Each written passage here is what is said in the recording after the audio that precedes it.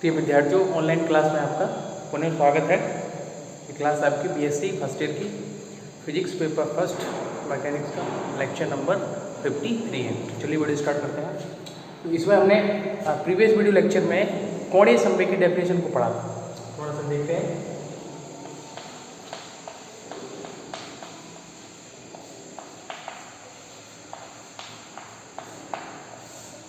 कोणीय संवेग, तो कोणीय संवेग को जो फॉर्मूले से हमने दिखाया था वो फॉर्मूला क्या था। एक तो देखो, अभी कभी कभी कैपिटल जे कोणीय संवेग की सदिश राशि है, इसलिए वेक्टर लगा है, तो जी कैपिटल जे से इसको डिनोट करते हैं। फॉर्मूला इसका हमने बताया था आपको, आर क्रॉस पी। क्या फॉर्मूला है इसका? आर क्रॉस पी, जहाँ पर पी क्या है? संवेग, और आर क्या है? लंबवत दूरी है।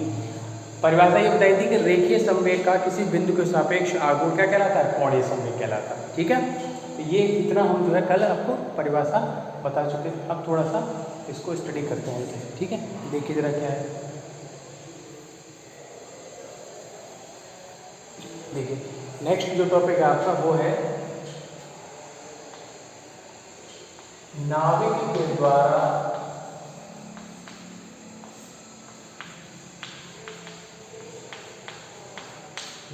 के द्वारा धनावेशित कण का प्रकीर्णन।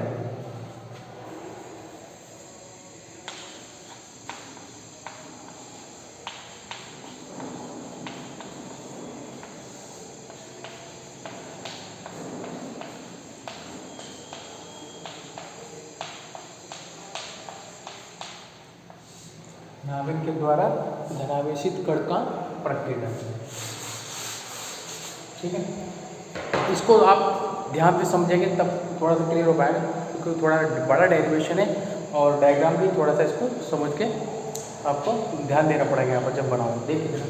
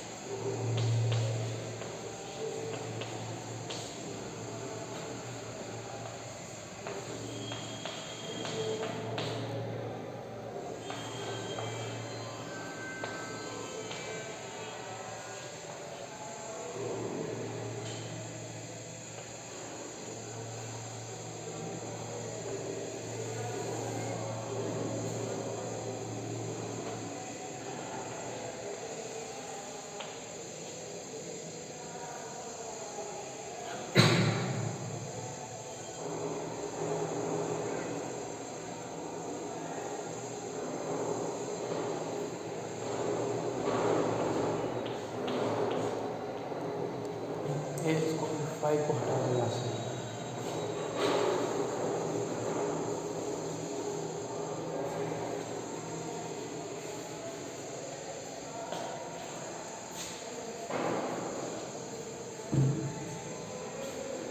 इस चित्र को जरा समझो आप क्या है। ठीक है, उधर कुछ है नहीं, तो थोड़ा सा ध्यान में इधर कुछ नहीं है।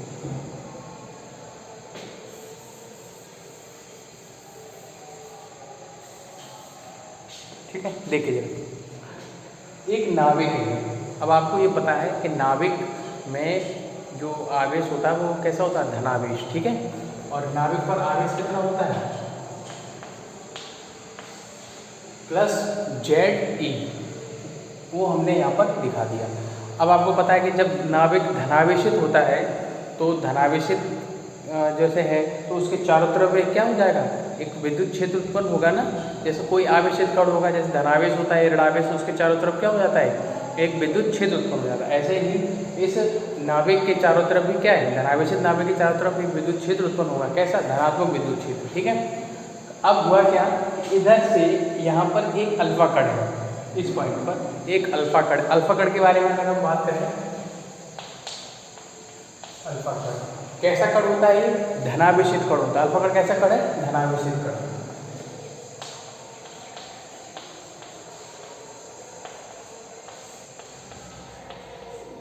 ठीक है, कितना इसके ऊपर आवेश होता है, अगर कोई आपसे आवेश पूछे तो कितना होता है, 2e प्लस 2e। अल्फा कण पर आवेश कितना होता है, प्लस 2e आवेश होता है। ठीक है, धनावेशित कण है और आवेश कितना होता है, 2e। अब अगर इस पर जरा ध्यान दें कि यहाँ नाभिक भी कैसा है, धनावेशित है।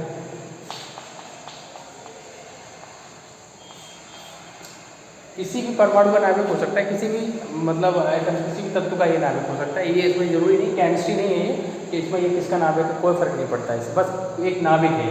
और नाभिक हमेशा कैसा होता है, धनावेशित, क्योंकि उसमें प्रोटॉन्स होते हैं और जो न्यूट्रॉन होते हैं वो उदासीन होते हैं, उनके ऊपर कोई भी आवेश नहीं होता है। और जो प्रोटॉन होते हैं उनके ऊपर कैसा आवेश होता है, पॉजिटिव यानी धनात्मक आवेश होता है। इसलिए नाभिक को क्या मानते हैं, धनावेशित मानते हैं। और नाभिक कैसा है, धनावेशित।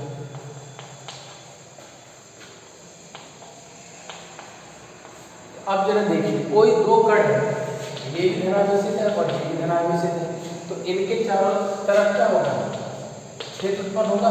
और आपको सीनियर में ये चीज़ अच्छे से बताई गई है कि जब दो धनावेशित कण आपस में आते हैं तो वो एक दूसरे को गति करते हैं, तो जब विद्युत क्षेत्र के अंतर्गत आएंगे तो उनके बीच में कैसा बल लगेगा, प्रतिकर्षण बल लगेगा, या फिर कैसा लगता है, प्रतिकर्षण या फिर आकर्षण, प्रतिकर्षण बल लगता है। क्योंकि समान प्रकार के जो आवेश होते हैं उनके बीच में कैसा लगता है, प्रतिकर्षण बल लगता है। ठीक है, इतना समझ में आया, उसको डालो।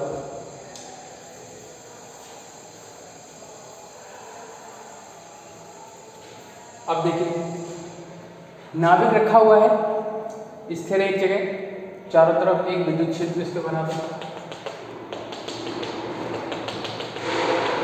ठीक है, कोई अल्फा कण का प्रारंभिक वेग कितना लिया हमने, v0। उस नाभिक की ओर, नाभिक की ओर का मतलब नाभिक का जो धनावेशित जो क्षेत्र है, विद्युत क्षेत्र है जो नाभिक के चारों ओर, उसकी ओर गति कर रहा है। और एक और अल्फा कण का भी तो चारों तरफ क्या होगा, आवेशित क्षेत्र होगा, धनात्मक आवेशित क्षेत्र दोनों का होगा, अल्फा कण का भी होगा। तो जब ये इधर आएगा तो इस नाभिक के द्वारा इस पर कौन सा बल लगेगा, प्रतिकर्षण बल, रिपल्सन लगेगा ना। तो प्रतिकर्षण बल के कारण होता क्या है कि जब ये आता है इधर से, तो शुरुआत में तो ये एक सरल रेखीय गति, एक सरल रेखा में गति कर रहा है सीधे की ओर। ठीक है, लेकिन जैसे जैसे ये नाभिक के क्षेत्र में एंट्री करता है, नाभिक के विद्युत क्षेत्र में, जो नाभिक के चारों ओर जो उत्पन्न विद्युत क्षेत्र है उसमें आता है, तो प्रतिकर्ष नाभिक के द्वारा इस अल्फा कण पर प्रतिकर्षण बल लगाया जाता है। और प्रतिकर्षण से क्या होता है, रास्ता इसका क्या होता है, ऐसी जगह फिर ये मुड़ने लगता है। तो ये जो लाइन दिखाई गई ये वाली, ये इसके प्रक्रीडित पथ को प्रदर्शित कर रही है।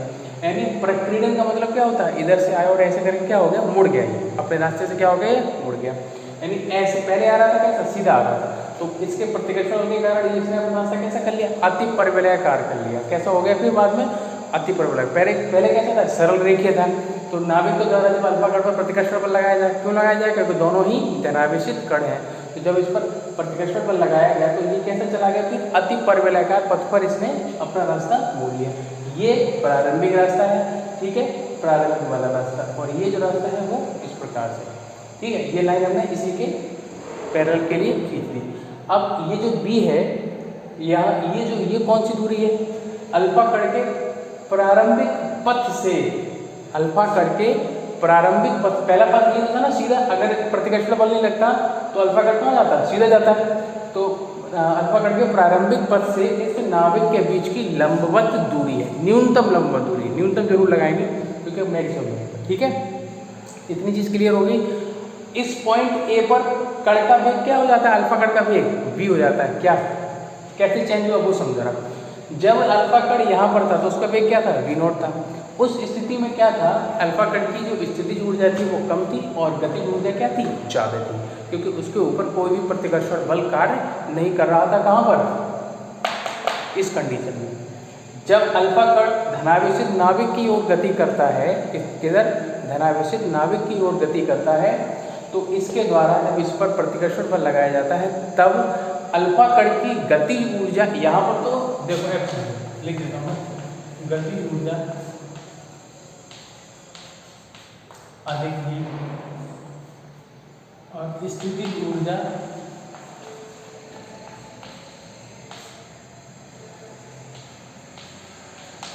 कम।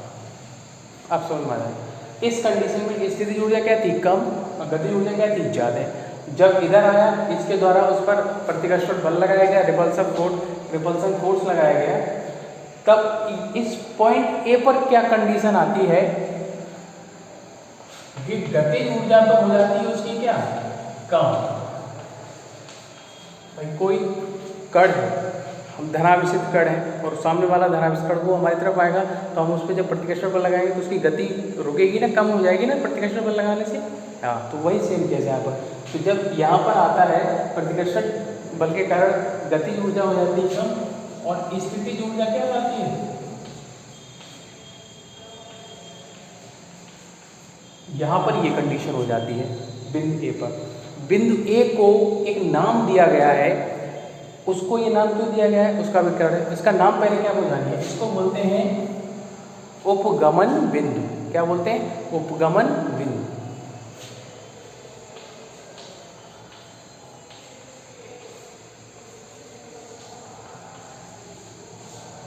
उपगमन बिंदु कहते हैं। उपगमन बिंदु ए ये है क्या, यही वो बिंदु है ए जिस पर जब अल्फा कण पहुंचता है, यही वो बिंदु है ए जिस पर जब अल्फा कण पहुंचता है तब अल्फा कण और नाविक के बीच की जो लंबवत दूरी होती है वो सबसे कम होती है। फिर से रिपीट कर रहा हूं मैं कि पॉइंट ए जो उपगमन बिंदु है, इसी बिंदु पर, ये वही बिंदु है जिस पर जब अल्फा कण पहुंचता है तब अल्फा कण और नाविक के बीच की जो न्यूनतम लंबवत दूरी होती है, वो लंबवत दूरी होती है वो कैसी होती है, न्यूनतम होती है। इसीलिए इसको क्या बोलते हैं, उपगमन बिंदु भी कहते हैं। और ये जो दूरी है, यहाँ से यहाँ तक की दूरी है, ये जो दूरी है इसको आप उपगमन दूरी कहते हैं। ठीक है, कुछ भी मान लीजिए, एक्स मान लीजिए, क्या कहलाएगी ये, उपगमन दूरी।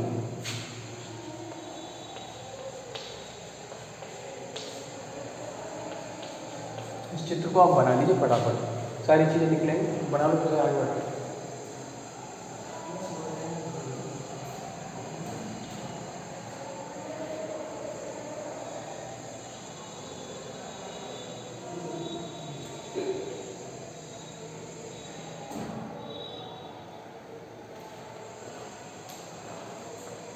ठीक है, बना लिया।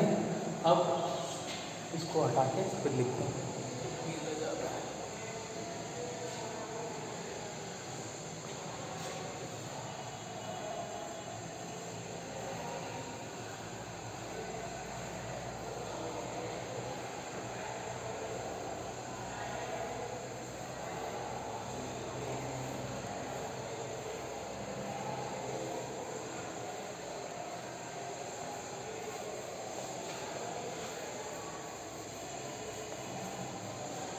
देखिए कुछ परिभाषा, हाँ, इस बी का भी नाम सुन लीजिए क्या है, इनकी सबकी इसकी परिभाषा भी लिखाएंगे, इसकी परिभाषा भी लिखाएंगे और इसकी उपगमन बिंदु भी, दोनों। बी यहाँ पर होता है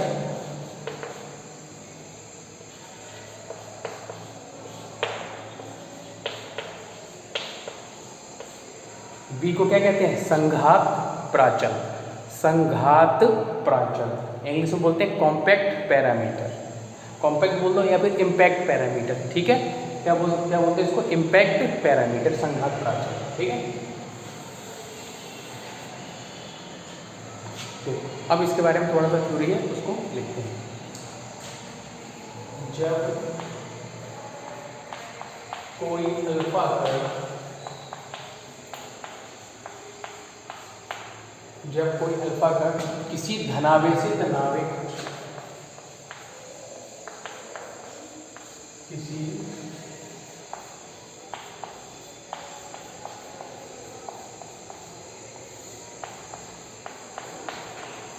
धनावेशित नाविक की ओर जब का मतलब माना, माना कंसीडर कर रहे हैं ना, माना कोई अल्फा कण किसी धनावेशित नाभिक की ओर v0 वेग से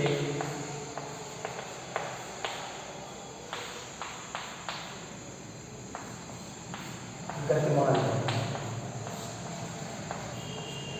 गतिमान जब यह अल्फा कण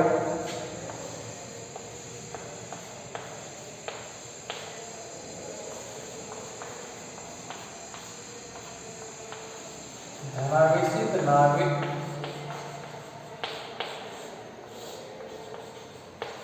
के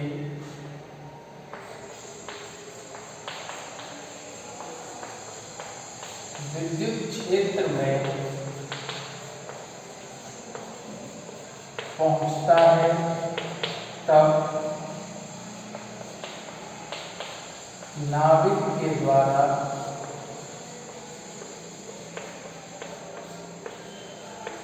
इस अल्फा कण पर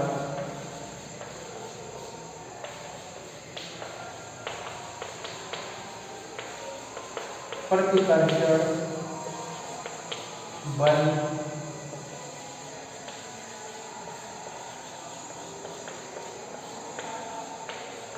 कार्य करता है, प्रतिकर्षण बल कार्य करता है, जिससे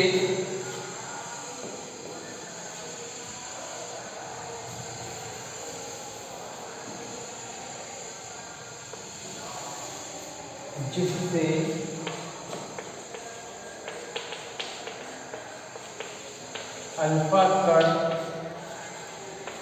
का पथ अति परिवलयाकार हो जाता है। अति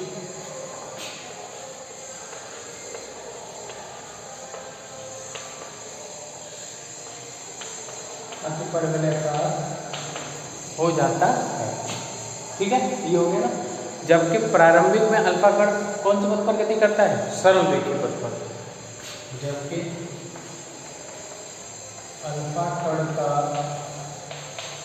प्रारंभिक पथ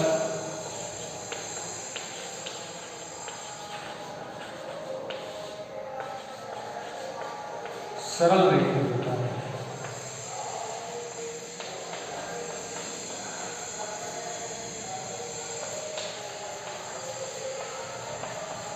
सरल रेखीय होता है। ठीक है, इसको नोट करो, फिर आगे बढ़ते हैं।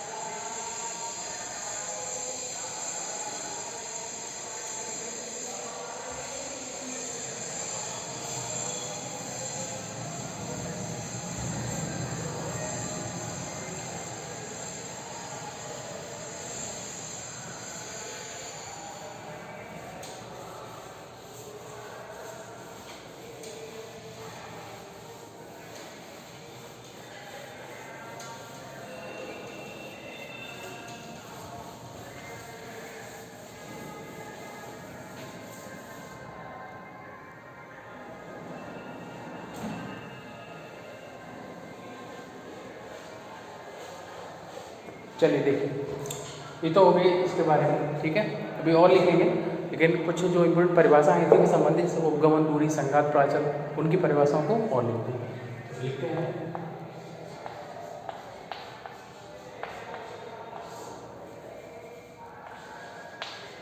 उपगमन दूरी तथा उपगमन बिंदु।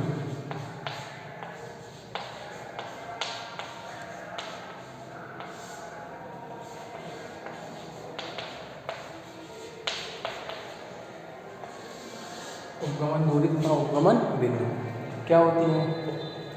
चित्र में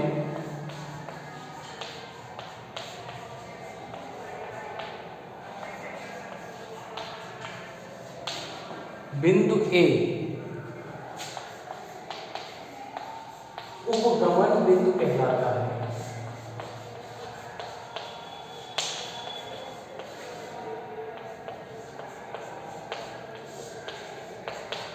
क्योंकि जब अल्फा कण बिंदु ए पर स्थित होता है, क्योंकि जब अल्फा कण बिंदु ए पर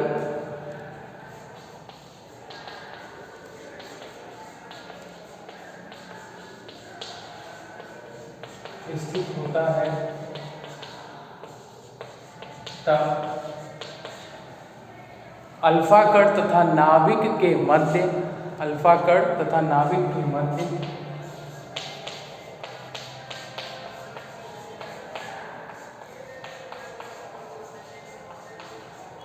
अल्फा कण तथा नाभिक के मध्य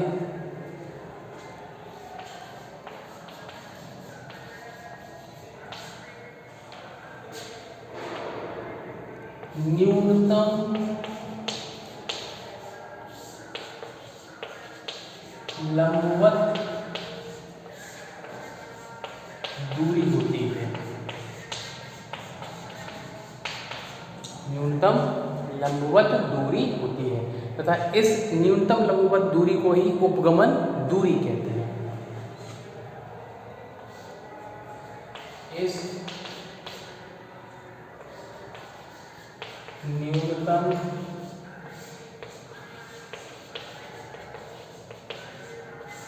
लंबवत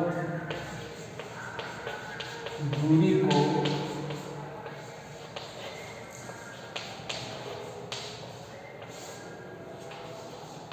उपगमन दूरी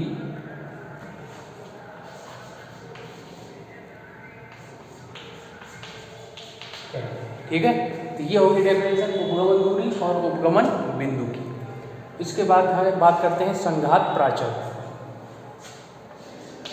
ये सभी परिभाषाएं इसी टॉपिक के अंतर्गत हैं, ध्यान रखना, उसी में लिखनी है आपको अगर क्वेश्चन पूछता है ऐसे, ठीक है। नेक्स्ट है आपका संघात प्राचल।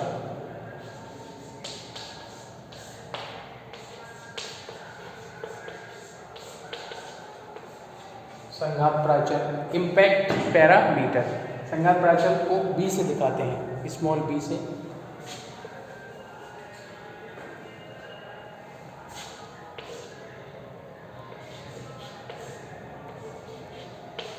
क्या होगा संघात प्राचल? अल्फा कण के प्रारंभिक पथ से नाभिक की वह न्यूनतम लंबवत दूरी, न्यूनतम लंबवत दूरी, ठीक है, क्या कहलाती है? संघात प्राचल कहलाती है। अल्फा कण के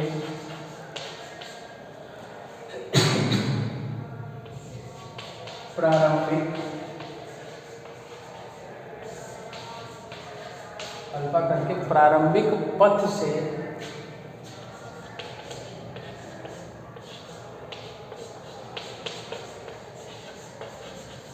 नाभिक की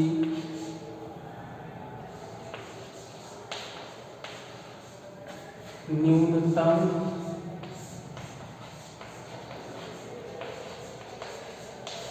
लंबवत दूरी संघात प्राचल कहलाती है। इसे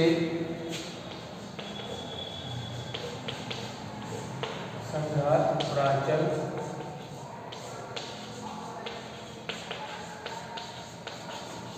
कहलाती है। इसे स्मॉल बी से प्रदर्शित किया जाता है।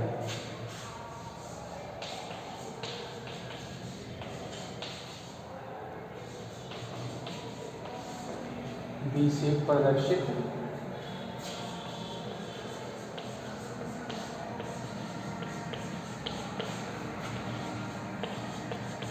किया जाता है।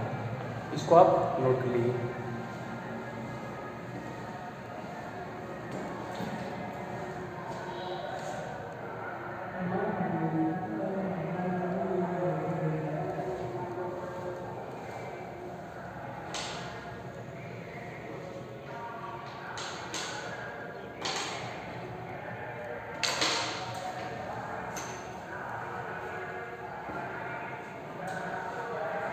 ठीक है, ये आपकी उपगमन दूरी और संघात प्राचल, इन दोनों की क्या हो गई है, डेफिनेशन होगी। ठीक है, इसके आगे जो है एक्सक्लूडिंग बनाएंगे थोड़ा सा। ठीक है।